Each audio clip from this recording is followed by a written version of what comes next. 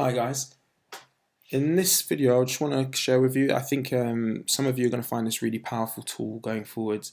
Essentially what we're talking about here is how to work out which channels when trying to grow your business you might want to explore first, and how to prioritize the different channels and work out what opportunity might be able to kind of work, but also how to be able to rank the opportunities to know what to explore first, what to go for first, and why.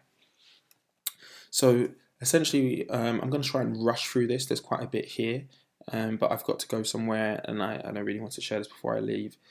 So I'm going to rush through it, and hopefully it'll be clear why this might be of value. And if you've got any questions, of course, you can contact me. So what we're going to do is we're going to look at a company where the lifetime customer value is about 3,600. So this could be a professional services firm. So let's say a really small accountancy firm where it's £100 a month fee, or maybe a SaaS startup equally of £100 a month. And we're going to assume that the client signs up and stays for about 3 years. So what we're saying is £100 a month for 12 months is 1,200, and then they're going to stay for 3 years. So that takes us up to 3,600. Of course, some products are going to be more expensive to deliver than others. So maybe it costs £3,000 for 3 years worth of accountancy services, in terms of manpower that you're allocating to this customer. So you're only making 600 profit. Or if you're a SaaS product, maybe you're able to scale quite dramatically while keeping costs relatively low. Obviously, you've got to factor in the number of users that you have and what that, how that affects bandwidth and servers and stuff. But let's just assume that the customer lifetime value for the sake of this document and this explanation today is 3,600. So obviously what we're going to do is we're going to look at two different channels, because what we're doing is we're comparing channels. We're not necessarily saying which channel is going to definitely make how much money, but what we're saying is what do we estimate one channel could make over another is what we're trying to do here. So what we're going to be looking at eventually is the potential cash return on investment, which is these columns here. And then also we want to factor in the risk, because as a startup you need to factor in the actual kind of manpower that goes into getting these results. So if you're going to take someone off one task and put them on this, how much value is that going to provide, and how risky is that? How sure can we be that we're actually going to get the results that we want from this? So we don't actually, to get this data, we don't actually enter the data in the cells here. We scroll along, and the spreadsheet is broken into two sections where we enter the data. So that's opportunity and then risk. So what we're going to do is we start off with opportunity, where we say, okay, how much is it going to cost us to get set up? So what we're going to do is we're going to assume that we're going to buy some mailing lists here. We're going to pay someone to do a really cool design for our MailChimp, and then we're going to blast out 100,000 emails. So that might cost us 600 for the number, 600 for the email addresses, and let's say 400 for the design of the MailChimp email out that goes out. Then we're going to have 100,000 people on that mailing list. And because no one's ever heard of us on those lists, we just acquired it, we're going to assume that the conversion rate is 2%. Worst case scenario, it's going to be 7%, but we're really going to hope that we're going to get that 2%. We're going to put a really great offer in there. Best case scenario, what's going to happen there is we're going to get 2,000 people through. They're going to come through to our landing page. They're going to be interested in what we're doing. So we're going to pay roughly £2 a click. Obviously, worst case scenario, things might not work out. So we might only get 70 people through there, and then the cost per click is going to go up dramatically. It's not going to be £20, sorry. We have to adjust that accordingly. And of course, you just go in and select the number that's relative to you. And then of course, once we've got them engaged and interested, the number of people we're then able to convince to buy needs to be factored in. So in this case, we're going to be looking at 2%. We're going to be saying 2% of people from that list come through to our landing page, and then 2% of those people come through and buy in the good scenario. In the worst case scenario, only 0.7% of people do. So only 0.7% people become clients of our accountancy firm. And so in comparison to that, we might be doing business development. So that means we've got people on the phones, sending out emails, contacting people on LinkedIn, actual manual labor, identifying, people who fit our customer profile, and making contact with them with an engaging message that touches on their pain points. So here we might be able to interact with less people. We might cheekily buy a mailing list again, but we might be able to only contact maybe like 50,000 people over a certain amount of time. Again, assuming you've got a certain size team, and you're going to be hammering this for a few months. Obviously, you can't do 50,000 people in a day. So essentially what we're going to be looking at is a higher conversion rate, because we're going to be much more targeted in both the best case scenario and the worst case scenario. So this is going to be people that we send them an email, send them 5 emails, and then eventually say, hey, look, I'm interested in having a chat with you. And then, so that means that in the best case scenario, we're looking at maybe talking to 10,000 people potentially, and we might be sending out something slightly different. So maybe where we were expecting a click when we were looking at the mailing list, maybe once someone kind of answers the phone to us, we send them a pack, and maybe that pack is like 30 quid. Maybe it's a really high quality printout of something, and then we've got to put it in a FedEx bag, and then send it special delivery and what have you.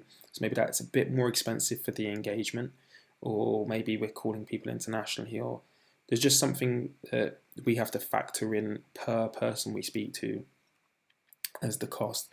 And again, if we're talking to getting a lower conversion rate here of that 5%, maybe that number drops to 2,500 people, and maybe the cost per engagement goes up because we need to sell a lot harder to get them more engaged. Maybe we send out the pack a couple of times, maybe we meet with them a couple of times, maybe the onboarding process is a little bit more stressful with them because they've got more complex business, for example. And then again, we're looking at a higher conversion rate here because we've been talking to them, we've built up a relationship, and we've kind of been doing that over a bit of time. So even in a worst case scenario, that should be a higher conversion rate than we saw with the mailing list, obviously. Now, that's what we're looking at in terms of the cash return on investment, but we also need to consider the risk in terms of the manpower that we're allocating to this. So here what we're going to look at is, how long does it take to get up and running? What do we have to put in up front? So with purchasing a mailing list, we can just go online and Google mailing lists of certain type of companies. So we could just buy that in a day, maybe in a couple of hours if we know where we're going.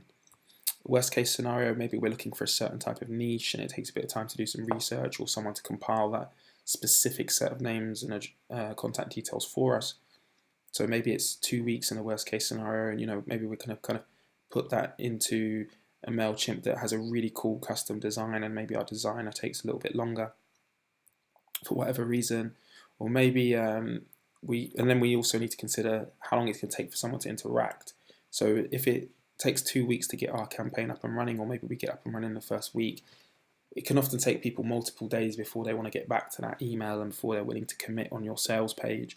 So maybe it takes 2 weeks for someone to kind of see that initial blast out and then say, hey, look, we're interested in for you to get your sale results. Worst case scenario, maybe it takes a little bit longer to get that email out and people are a bit slow to engage, so maybe it's a month. And then again, what we're doing here is looking at how confident we are that this process is going to work before we allocate our time. Because you might have a lot of experience in it, or you might have very little experience in it, and that needs to be factored in addition to the scalability, because obviously we want something that we're going to be able to grow in time to allow the business to grow in time. So we're going to look at scalability as well. And again, we're going to do that with business development, where it might take a week to get up and running because we need to plug in Salesforce, or maybe just get a spreadsheet up and running. Salesforce would take a lot longer to get up and running, especially if you need a custom build. And time and tool results, maybe you get the guys on the phones and they're really good at targeting, and they've got a good sales pitch, so you might be able to close really quickly because you'll be up and running very quickly. Worst case scenario, maybe it takes a bit longer to turn someone around while you're still feeling out what your messaging is and where to find leads. And if you've done sales development before, you might be very confident in this. So, and it's scalable because you just get more people on the phones essentially, or you can outsource your business development in some cases. Now, it's worth noting that the way this process works is essentially each option is worth a certain amount of points. So one day, for example, is worth 1 point, a week is worth 2 points, 2 weeks is worth 3 points, and so on. And then what happens is, depending on the options you pick, essentially that is multiplied. So for example, if a week is worth 2, and then 2 weeks is worth 3, what we're looking at is a total value of 6 here. So it's 2 times 3, and then again you might have a week here, so what that will be is 2 times 3, so that's 6, then we'll times that by 2, which is 12, and then again we do that here. But then when we come to the confidence, this again is kind of, our risk is probably going to be like how we perceive our risk should probably be a lot broader here. So the way the point system works here is each one of these is worth 3 for high, because we're quite confident that's going to work, so it's relatively low risk. When we're unsure, that's worth 6 points, because it's going to be a bit more risky than we might be comfortable with maybe. And then low, when we're just not confident it's going to work, maybe there's a lot of risk there, so that's worth 6 points. So again, that's 6 points for low, 9 points for low, sorry, 6 points for unsure, and then 3 points for high. And again, this is then multiplied here, where we're saying yes, it's scalable, that's worth 3 points because it's low risk. Unsure, that's 6 points because it could go either way. And then no, it's not scalable, that's 9 points. So again, that'll be multiplying everything that's gone before it by 9. So let's take a look at how that comes up when we're looking at the ROI. So again, we've got this split into best case and then worst case. So first of all, if we're looking at the best case scenarios here, starting off with purchasing mailing lists. Now, obviously, not many of the people, although we're reaching out to 100,000 people, hardly anyone knows who we are, and we need to consider that. First of all, we only get 2% of people interested when they get that email. So 2% of people that get the email open it and like, yeah, this is good, this is interesting, let me learn more. And then 2% of those people who read the landing page then convert and become clients. Obviously, there's a little bit more to this process with, they'll give you their email address and you've got to do the sales process in person and understand their business. But that's why you go down from having 100,000 people on the list to potentially only leading to 40 sales. Now, it's only £1,000 to get that up and running, so it's relatively cheap compared to other options. And then the revenue, if you manage to claw in those 40 people at £3,600 each, that's a revenue of £144,000. Which again, we've got to take off the costs, but again, it's still very high in terms of the return on investment there.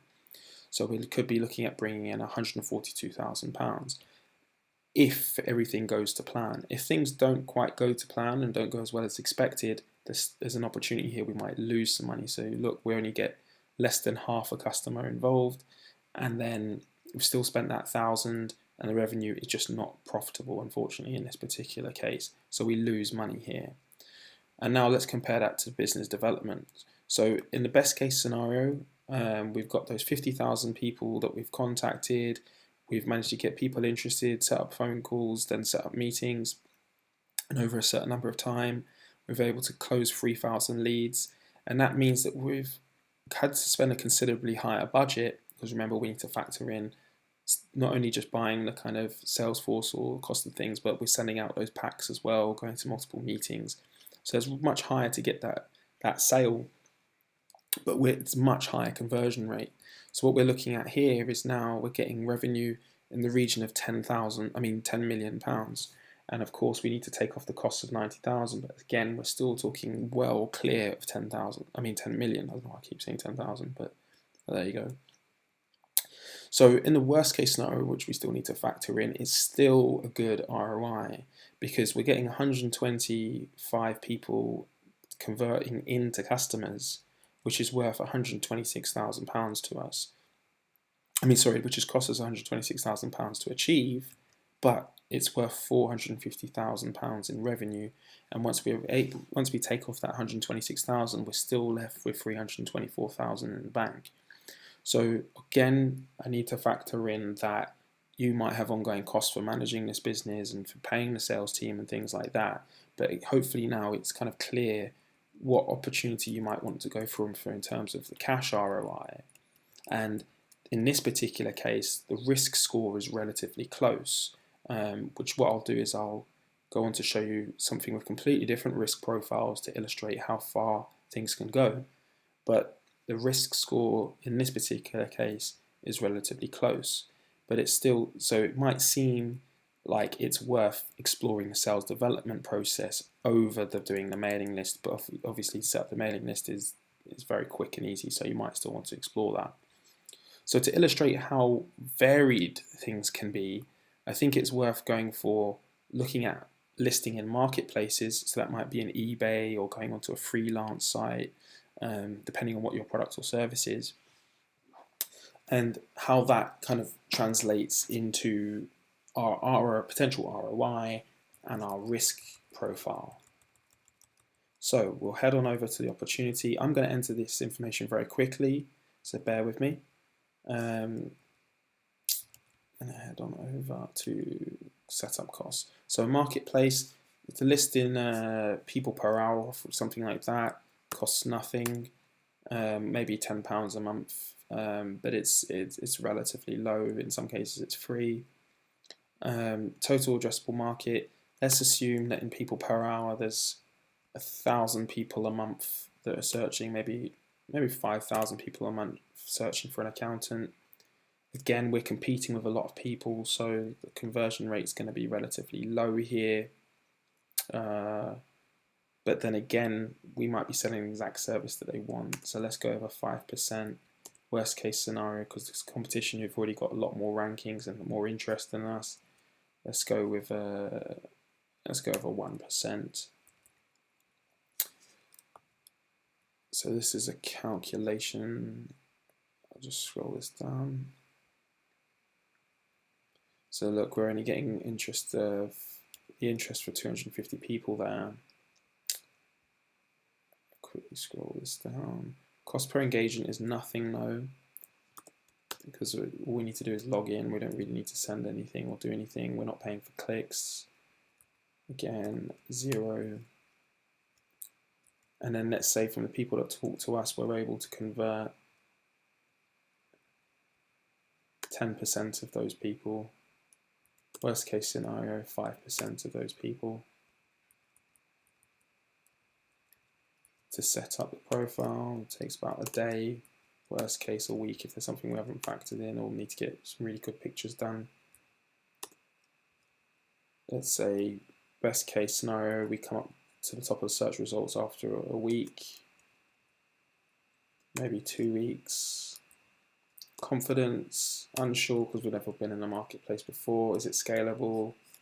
Not really, no, unless we set up more profiles maybe, I'm not sure there. And then going back to PR now, setup costs for PR can be significantly expensive, so we might be looking at 10 grand a month, for example, for PR quite easily. Total addressable market, so we're going to be getting in magazines, so national newspapers, things like that. So we might be looking at getting in front of 1 million people. Conversion rate is going to be low because not all of those 1 million people that pick up that magazine or newspaper are actually going to be looking for an accountant or things like that at this stage. So, but let's say it's able to get in front of a lot of people multiple times, so there might be some interest there, and we've been really targeted with the newspapers and magazines and stuff we get in front of. So let's go with that 2%. I think I'm comfortable with that. Worst case scenario, 0.5%. Cost per engagement. We might have to go to a couple of meetings and things like that, so we might be looking at something like maybe 300 meetings, travel, constant engagements. It's not in here. What we can do is, just to keep things neat and tidy, we can go and enter this into the drop down.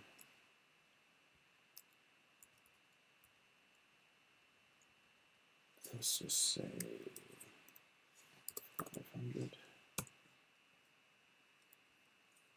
So that's how the drop downs are built.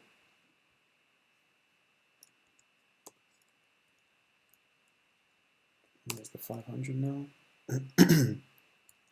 Worst case scenario, might need to meet with people multiple times, attend a couple of events, 1,000.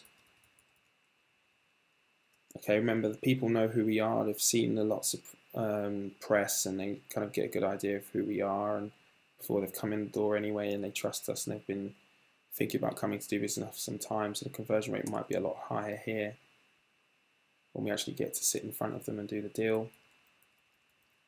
Okay, getting PR up and running can be quite an arduous process. So best case scenario, will be up and running maybe 3 months of initial kind of like feeling out who the different PR companies are, coming up with a strategy and plan. Worst case, maybe 6 months. Until we see results, might be 6 months to maybe a year. We've not done PR before, relatively unsure if it's going to work in this particular business. Is it scalable? Unsure. So let's quickly head on over and see how these calculations come up. We'll have to do some dragging down again. What we can do actually is just... There we go. Okay, so this should be a much more wilder difference in terms of what it takes to pull this off. I mean, in terms of what the results are going to be, and I'm hoping that you're going to see why it might be so powerful to have a tool like this to work these things out. So when we're looking at the marketplaces, what can we get as a best case scenario? We're looking at maybe getting 25 clients. We won't spend anything, and the revenue might be 90k. So that's a fantastic ROI, return on investment. Sorry, because that profit is going to be on the campaign is going to be £90,000 profit. In a worst case scenario, we might only be able to get a couple of people interested in reality and only sign 2-3 clients. So while there's very little cost there, it might not necessarily be worth exploring because it might be a lot of manual kind of labour that only leads to 2 or 3 clients. It's still profitable, so you might want to explore it, and the risk look is very low. But then let's compare that to PR. So PR, we're looking at sales volume with maybe potentially closing 6,000 clients. Again, it's not necessarily super realistic for an accountancy firm maybe, but it could be. And a lot of a SaaS startup, some of these numbers are starting to look relatively interesting if you've been targeted enough with your PR. So to get those 6,000 clients, we've had to spend 3.5 million, bearing in mind our closing process and meeting people multiple times and things like that. So the costs here are dramatically different from doing that marketplaces process. But then we can look at the revenue. So is it worth spending 3 million? Well, looking at the revenue, if we're able to close 6,000 clients, it's going to bring in 21 million. So that is definitely worth exploring because the profit margin there is 18 million. 18 million is significantly more than the 90,000. Now, of course, we're only gauging things. I'm not guaranteeing that this this accountancy firm is going to make 18 million, but I'm just trying to illustrate what the differences might be. But even in a worst case scenario, what we're looking at here is closing maybe 50 clients, and that's £100,000 worth of sales. So, that's £100,000 worth of cost to us, and then the revenue is £180,000, so it's only £80,000 profit if things go wrong, which is still considerably more than the 9,000, almost 10 times more. But of course, there's a lot more work that goes into that, and it's a lot more difficult to pull off, which is why the risk score is so considerably higher. So, obviously, excuse me, it's my phone ringing, so I'm going to leave that there, but hopefully you found that really useful and interesting. And if you want to know anything more, please send me an email. You'll find my details below.